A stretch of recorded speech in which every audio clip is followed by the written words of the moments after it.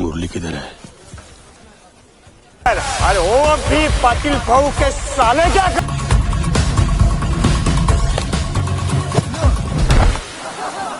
क्या कमा के ला इस घर में, उसके बाद दिखा तेरी पहलवानी मेरे।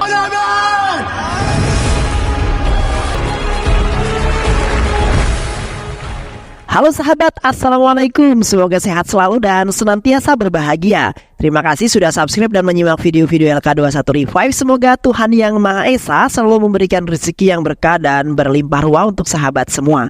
Nah, sebelum kita masuk ke alur ceritanya, kita sama-sama dulu nih para penonton setia LK21 Revive, yaitu terima kasih buat Icit Peter dari Jawa Tengah, Yuliani dari Mojokerto, FTV Gondrong dari Jakarta, Arya di Channel, Rizal Nduru dari Brastagi, Usman dari Batam, Force 86 dari Kalimantan Timur, Ardo dari Bangka Belitung, Octavianus dari Tanjung Priok, Sintayasi, Bram Jaya dari Busan, dan buat teman-teman semua yang belum mimin sapa, nanti di next video ya.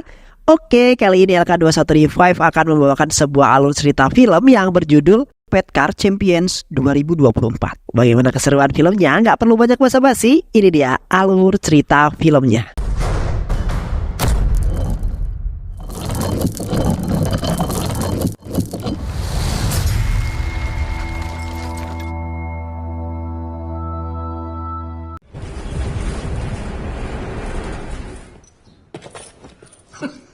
Pada tahun 2017, seorang bernama Murlikan Petcar mendatangi kantor polisi. Ia adalah seorang yang sangat terkenal. Banyak sudah prestasi yang ia dapatkan. Ada tujuan khusus ia mendatangi kantor polisi pada saat itu. Dia ingin membuat sebuah laporan pengaduan kepada Presiden India karena ia tidak pernah menerima penghargaan Arjuna atas prestasi yang ia dapatkan.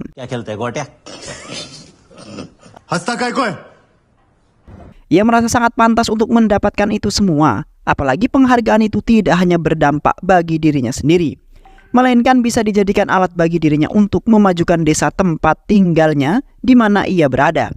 Sebagai bukti, ia menunjukkan banyak medali yang telah ia dapatkan kepada para polisi.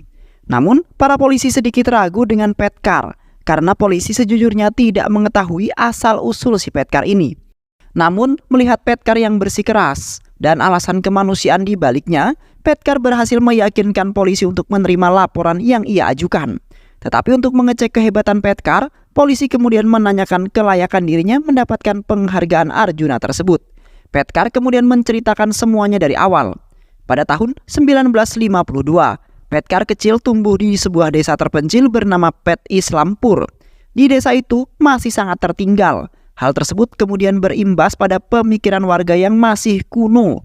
Petcar kemudian tumbuh pada masa peralihan. Ia tumbuh dengan impian yang membara-bara. Meski demikian, mengalami banyak tantangan dari orang terdekatnya. Petcar kemudian tumbuh bersama keluarga yang sangat harmonis. Petcar sering menghabiskan waktu sehari-harinya bersama kakaknya. Suatu waktu, dia dan kakaknya bersepeda mengelilingi desa. Petcar mengungkapkan impiannya dia. Sang kakak kemudian menyemangati Petcar untuk terus berjuang. Meski mimpi Petcar terbilang hampir mustahil sebagai seorang anak desa yang tertinggal. Tapi melihat semangat Petcar, dia bisa meraihnya. Dalam keluarganya, Petcar memang anak yang paling aktif di antara saudara-saudaranya. Dia bersekolah di dekat rumahnya. Petcar kemudian memiliki rasa penasaran yang sangat besar terhadap sesuatu. Itulah yang kemudian menjadi kelebihan si Petcar ini. Hingga dia terus berkembang. Sewaktu-waktu di sekolah ketika gurunya bertanya tentang mimpi dari masing-masing siswa, Petcar kemudian memiliki mimpi yang sangat tinggi. Anak sekecil Petcar sudah memimpikan untuk memenangkan sebuah medali emas di Olimpiade untuk India. Merasa hal itu sangat mustahil. Teman-temannya tertawa mendengarkan hal tersebut. Mereka mengolok-olok Petcar dan merendahkannya. Kehidupan di sekolahnya juga tidak harmonis. Petcar seringkali dibully oleh teman-temannya karena Petcar memiliki pandangan dan sudut pandang yang berbeda dari kebanyakan anak-anak pada umumnya. Saat pulang sekolah, Petcar meluapkan semua emosinya pada sang kakak. Ia merasa tidak terima dengan olokan teman-temannya tersebut. Ia merasa sangat yakin jika mimpinya itu bisa digapai. Dia bahkan bisa menjadi seorang champions pada saatnya nanti. Bahkan kakaknya juga meragukan mimpi dari Petcar tersebut. Namun, Petcar tidak akan merubah mimpinya itu sampai dia berhasil mewujudkannya. Kemudian kakaknya berpikiran sesuatu. Mereka mendatangi tempat olahraga di sana, hampir sama dengan sebuah gym. Kakaknya menyarankan Petkar untuk berlatih di sana. Petkar langsung setuju dengan apa yang dikatakan oleh kakaknya itu. Ia langsung menghampiri pemilik gym itu dan meminta orang itu untuk mendampinginya sehari-hari dan mengatur jadwal latihannya si Petkar ini. Dia ingin menjadi seorang juara hingga ia harus mulai berlatih sedini mungkin. Namun mendengar hal tersebut, pemilik gym malah menertawai si Petkar. Dia meragukan Petkar. Menurutnya itu hanya sebuah keinginan dari seorang anak yang masih labil. Namun Petkar marah-marah. Dia menunjukkan keseriusannya untuk berlatih. Melihat kegigihan dari Petkar membuat pemilik gym mencoba untuk menggali Petkar lebih dalam lagi. Saat mereka mengobrol, pemilik gym memang benar-benar mendapati keseriusan Petkar untuk mewujudkan impian yang akan ditujunya. कौन सा होता है? सोना, gold. Mulai saat itu, Petkar berlatih sekuat tenaga. Ia mulai mengembangkan massa ototnya. Petkar selalu melakukan latihannya setelah ia pulang sekolah. Atau bahkan kadang juga Petkar harus bolos sekolah untuk mengikuti latihan sejak awal.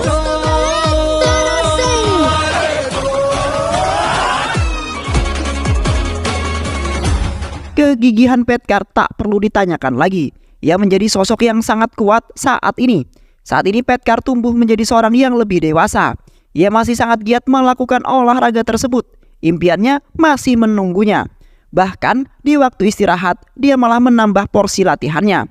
Teman-teman gymnya merasa kagum terhadap Petkar. Namun sebenarnya keputusan Petkar ini mendapat penentangan dari sang ayah. Ayahnya tidak suka dengan mimpi Petkar. Menurutnya belajar adalah hal yang terbaik untuk si Petkar pada saat ini. Dan olahraga itu tidak ada gunanya. Di dekat desanya, Petkar didaftarkan oleh gymnya untuk mengikuti pertandingan gulat. Petkar sangat ingin ikut untuk mengasah kemampuannya lebih dalam lagi. Namun sialnya bagi Petkar, karena saat ia akan pergi, ayahnya melarangnya dan malah menghukum si Petkar. Ayahnya sangat marah pada Petkar hingga ayahnya mengantarkannya ke sekolah saja karena khawatir Petkar akan bolos untuk mengikuti sebuah olimpiade itu. Di sisi lain, pertandingan itu sudah hampir memasuki giliran Petkar. Namun Petkar belum menunjukkan batang hidungnya. Teman gymnya bingung di mana Petkar berada. Namun saat hampir didiskualifikasi, Petkar kemudian hadir untuk bertarung dengan masih menggunakan seragam sekolah. Petkar kemudian bersiap untuk bergulat. Dan pertandingan dimulai dan mereka cukup sangat sengit beradu.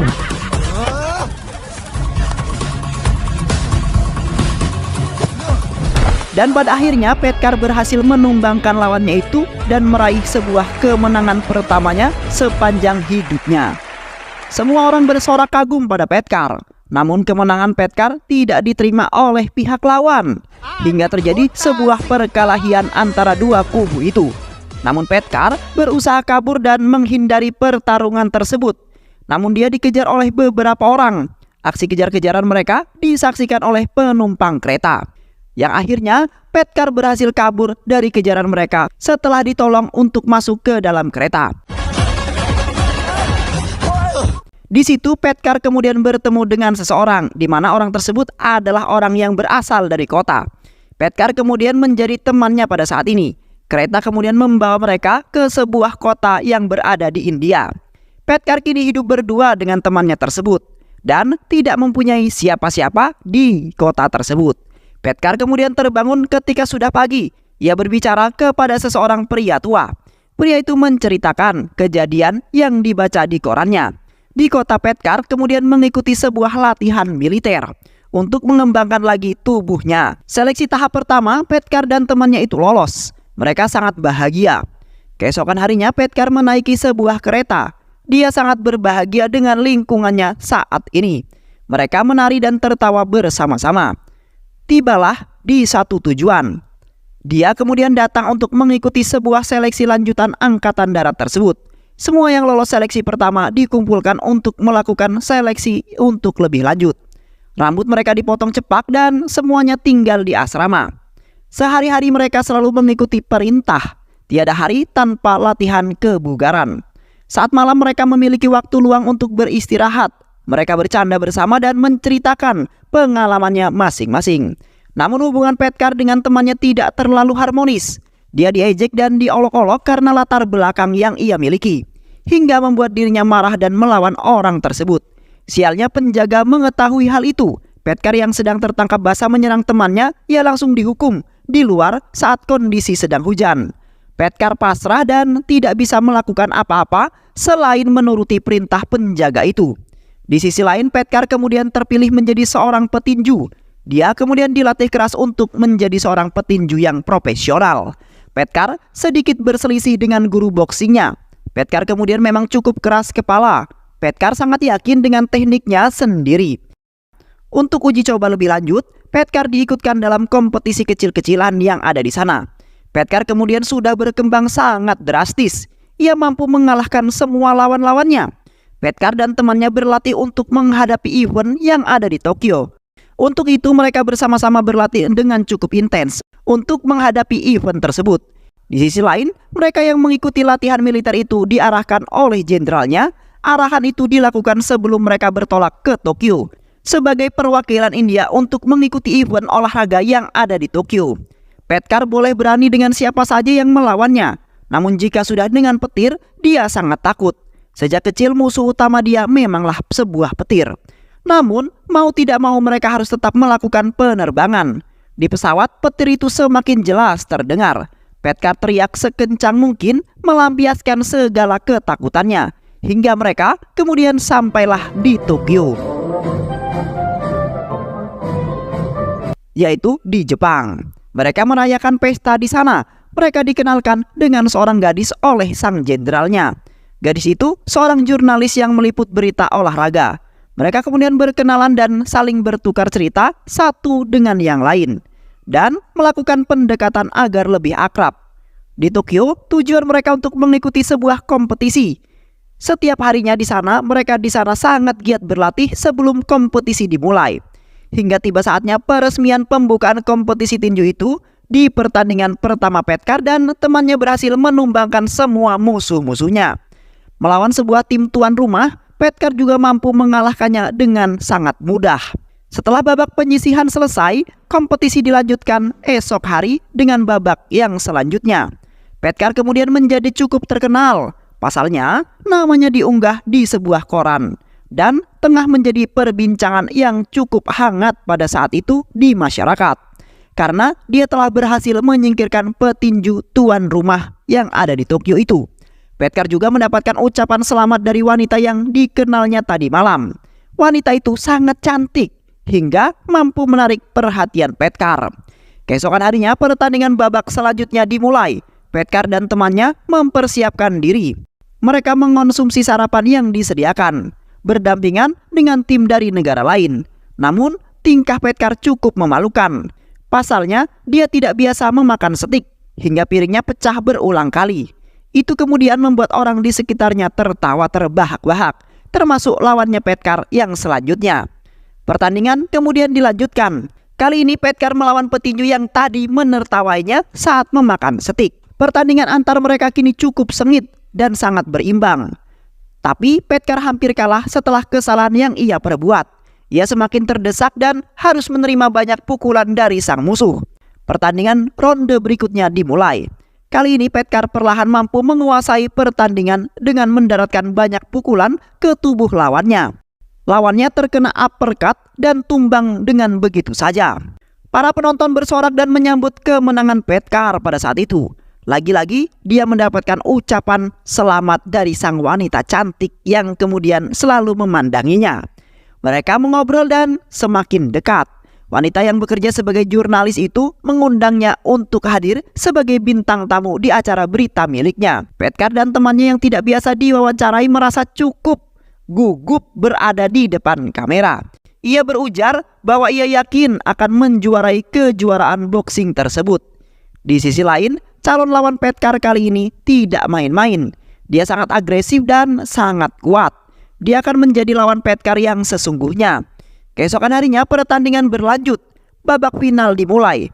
Mereka cukup berimbang, namun Petkar cukup defensif. Walau sesekali ia melawan, namun fokus Petkar sedikit terganggu dengan wanita itu. Berkali-kali pukulan Petkar mampu dihindari hingga serangan balik dari lawannya mendarat tepat pada rahang Petkar. Kemudian membuat Petkar harus menyerah di partai final. Petkar kemudian menunjukkan medali hasil juara 2 itu kepada para polisi untuk mempertegas ceritanya. Polisi cukup terhibur dengan cerita Petkar pada saat itu dan semakin penasaran apa yang terjadi selanjutnya. Pada tahun 1965, pasukan Angkatan Darat itu dikirim ke wilayah perbatasan Indo-Pakistan untuk menyelesaikan konflik yang sedang berlangsung selama ini. Ini kemudian menjadi tugas pertama lagi bagi Petkar di medan pertempuran. Oleh karenanya, dia cukup excited untuk menghadapi itu semua. Petkar kemudian berdiskusi dengan jenderalnya dan membahas tentang masa depannya. Namun tiba-tiba kamp tentara mereka diserang melalui jalur udara. Dijatuhi roket berkali-kali yang membuat mereka berlari lalu lalang, menyelamatkan diri masing-masing. Baku tembak di sana mulai terjadi. Para tentara India menembaki pesawat yang menyerang mereka. Beberapa orang harus mengalami luka akibat penyerangan tersebut. Petkar masih berdiri tegak, sementara sahabatnya harus terkena peluru penyerangan tersebut. Dia berusaha menyelamatkan semua teman-temannya, namun justru dia yang kemudian tertembak oleh mereka.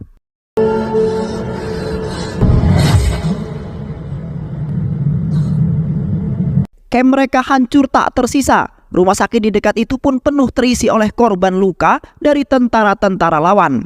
Ketika sedang dirawat, Petkar terjatuh dari ranjang rumah sakit. Seketika dia teringat kejadian terakhir dirinya saat berjuang di medan perang.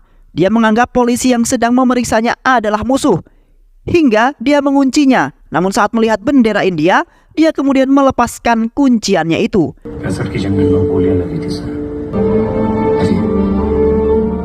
Kemudian pada tahun 1967, kondisi Petkar semakin membaik.